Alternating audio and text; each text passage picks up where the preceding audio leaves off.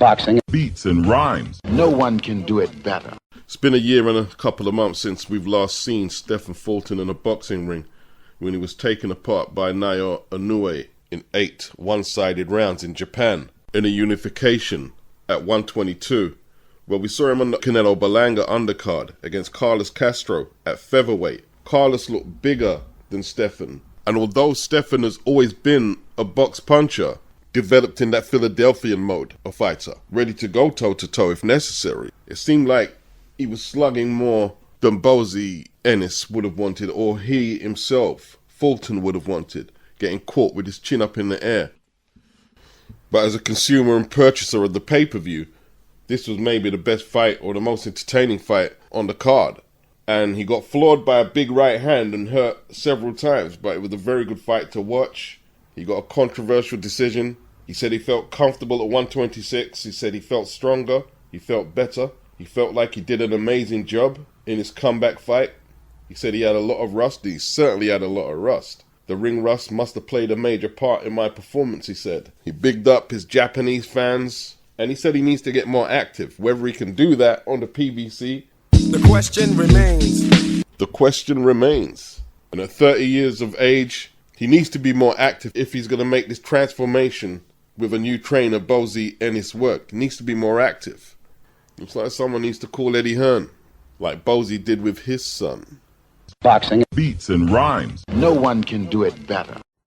Knew nothing of Trevor Mccumby, who went in the ring against Caleb Plant with a 28-0 record, 21 stoppages.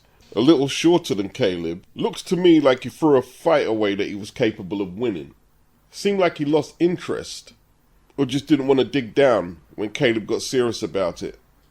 He was manhandling Caleb, throwing him all about the place, knocked him down in the 4th round. But I think it was that cut. When he got cut, just seemed to lose interest. Now you could argue he was off balance when he was caught with the knockdown, but he was definitely hurt before hitting the canvas on a few occasions. Caleb, PBC fighter like Fulton, hasn't fought since March when he lost to David Benavidez, won some bullshit WBA interim belt at 168. Decided he wasn't going to get bullied no more. Stood his ground, did a bit of showboating, and his opponent got demoralized, and he got him out of there in good fashion. Good finish. Actually a good fight to watch. Probably a harder fight than I expected to be seeing, but who cares? It's a good fight to watch. Caleb is now 23-2, 14 inside the distance. Boxing. Beats and rhymes. No one can do it better. Rolando Romero, you know, it's an insult to a boxing fan's intelligence to put this guy on a pay-per-view event. It really is, you know. He's got no particular skill set in the ring. He's not good to watch. He's not some tenacious killer or some reckless, dangerous brawler like they're saying. He's none of that. You know, they got him out there like some unpredictable, zany, crazy, Rolly will say anything, and he's not the attraction that they're trying to put him out there as. But, you know, a lot of these PBC fighters, in fairness to him, Rolly, Fulton, Caleb Plant, were coming off losses. He was knocked out earlier this year by Pitbull Cruz for the 140-pound WBA title. And I'm not saying he shouldn't have been on the card, but he should have been in that prelim slot that they put Stephen Fulton in, which Stephen wasn't happy about. That's where Rolly should have been. And Stephen should have been higher up the card. Anyway, it was a forgetful fight. Was he trying to box more in there? You know, he did what he had to do, and he got a W against Manuel JAIMES. So, you know, he's back on the winning streak. He did what he had to do. He did what he had to do. But I'm just talking about it as a pay-per-view attraction. Rolly shouldn't have been in the main portion of that card. But, yo, it looks like PBC fighters are catching on. Slowly, but they're catching on. Rolly not waiting for Leonard Ellaby or Floyd to say we're keeping your next fight in-house. He called out Liam Paro. So he's prepared to cross from that side of the street. I mean, he was on DAZN anyway last night on pay-per-view, wasn't he? So he's going to go on DAZN over to Australia and challenge Liam Paro for that IBF belt. Closed mouths don't get fed. He made the call out. Liam Paro said get in contact and we can do it. Apparently Devin Haney priced himself out. Basically, Eddie Hearn is not paying none of these fighters exorbitant purses unless the people from the Public Investment Fund or Turkey Al Sheikh is footing the bill. That's why Brian Norman is not getting that extra 500 grand. And he doesn't deserve it either. Devin wanted $4 million for the Liam PARO fight. Devin wanted to be compensated because he'd have to weigh in on the morning of the fight and be no heavier than 150 pounds. Rolly's not going to ask for them demands. Give Rolly $1 million and he'll take his beating happily. Because you're going to catch a beating. Some of you are going to say, well, you're contradicting yourself. You're saying it's okay for Rolly to fight PARO, and you're saying it wasn't okay for Rolly to be on the card yesterday. No, I said Rolly should have been in the spot where Stephen Fulton was. That's what I said. Rolly shouldn't be so high up on a pay-per-view event, is what I said. If it's just on my subscription on DAZN and he's fighting Liam PARO, yeah, they could have possibly got a better opponent. I'm not going to argue that. But at least I'm not paying pay-per-view for it.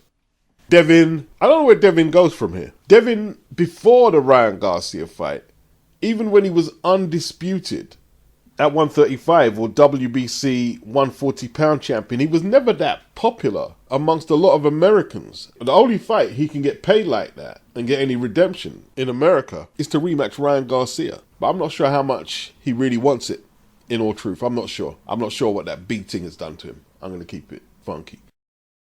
I know some Devin fans are going to jump in the comment section and mention, well, Ryan cheated. Well, I know that already, and I've pointed that out.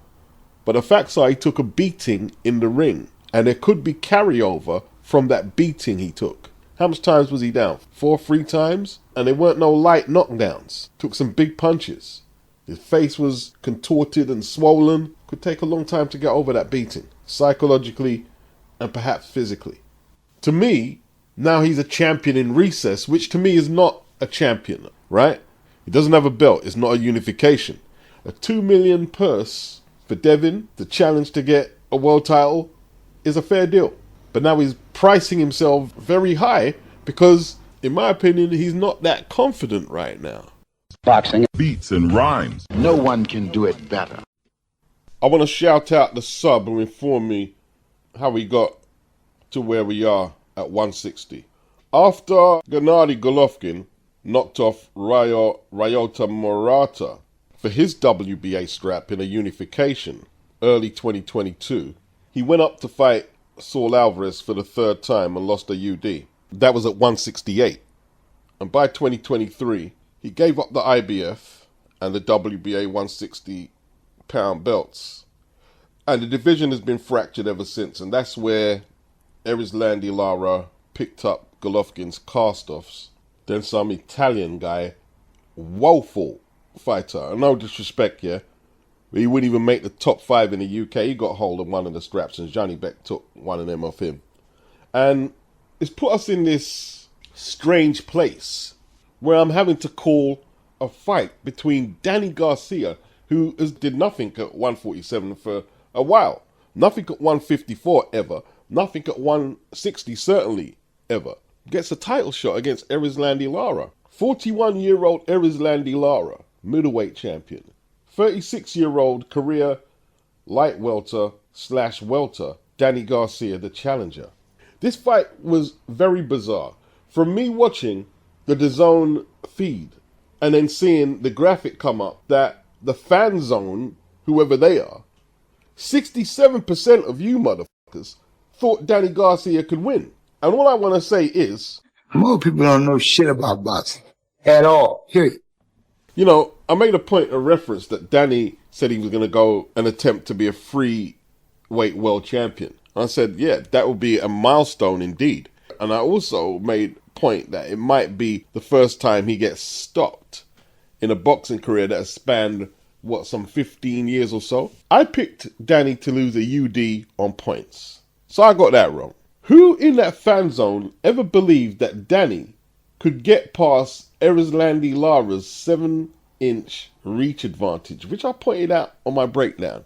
What in the earth was you thinking? Danny fought Errol Spence, Keith Thurman, Sean Porter, and more at welter, and wasn't getting knockdowns or stoppages or anything like that. But yet he was going to beat ERISLANDY Lara. The only thing in his favour was Lara's age, and at 41, anything can happen to a 41-year-old fighter. You can just age overnight.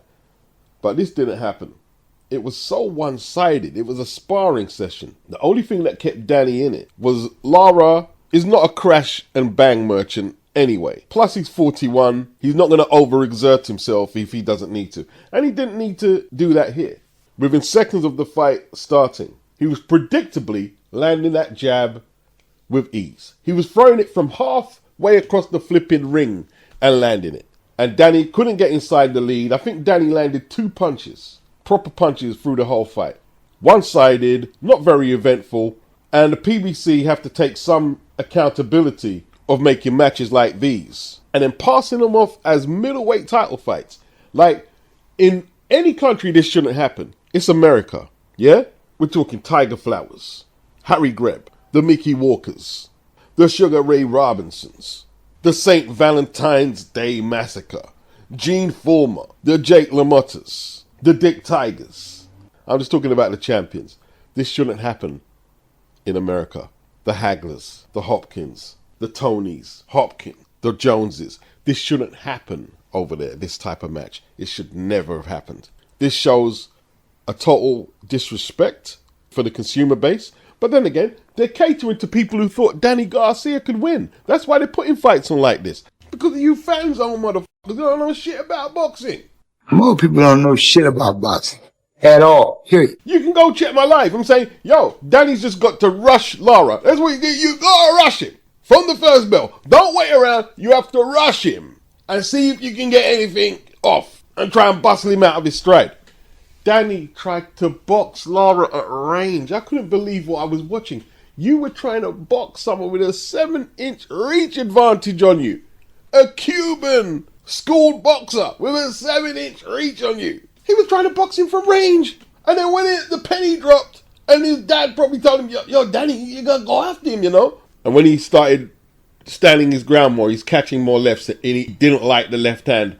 He didn't like it. And eventually a straight left put him on the canvas for the first time in his career in the 9th. And he quit in his corner. That was that. Boxing. Beats and rhymes. No one can do it better. Yeah, it should be just undisputed matches, pay-per-view. It should be. And then the fighters would realize they have to try and make them fights and unifications to make money. Either undisputed or unifications, Lisa. It should be the only fights that are pay-per-view. That's a good point. It's a very good point. Somebody who was watching my feed going live on the Canelo fight. I'm not afraid to admit when I'm wrong. The fight's a lot better watching it today. I'm not tired. It's 4 or 5 a.m. in the morning. It's not the ideal opponent that most of us wanted. And maybe I unconsciously, before even viewing the fight, had a bias against it. It's actually a decent fight to watch. You know what I mean? Like, Berlanga, he was too slow. He had too much respect for Canelo. We find out that Canelo was his idol. So he could have been a bit awestruck in there. His legs were the size of tree trunks, Berlanga. He looked huge, but he didn't really know how to make the size work for him. Not many of Canelo's opponents have made their size count against Canelo. In fact, it's been a fighter smaller than him, like Mayweather, who schooled him. And Bivol, when he beat Canelo, he didn't really use his size. He was bigger though. Let's not get it twisted. His longer dimensions in arm length, leverage and height did play a part in him outboxing Canelo. But skills pay the bills, and Edgar just a little too green. Little too green. Showed a little too much respect. Got floored by a perfectly timed left hook. Canelo just seemed to be waiting for Edgar to drop that right hand, and as soon as he did, he ended up on the canvas. Canelo was unable to repeat it, but he stayed on the front foot, inching and inching closer and closer as he could get to Berlanga to stop Berlanga getting leverage on his shots.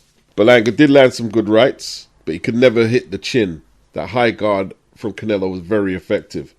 The body shots, them left hooks from Canelo, kept Edgar contained and probably sapped a bit of his strength. As the younger man, you expected him to have more output. Canelo showed a nice right uppercut. It was a decent fight. It was a decent fight. But definitely not worthy of a $90 pay-per-view. Definitely not. Definitely not. I paid £16 for the pleasure, if you like. Canelo did that punch out your biceps Rocky Marciano technique like he did on Callum Smith and a few of his opponents. And like his opponents, you know, like if he's going to do that to you, what should you do then? You should like be learning what he does and put it back on him. Berlanga did a lot of talking in Spanish to Canelo. I don't know what was being said. In the late rounds, Canelo walked away like to say, oh, I'm fed up with this now.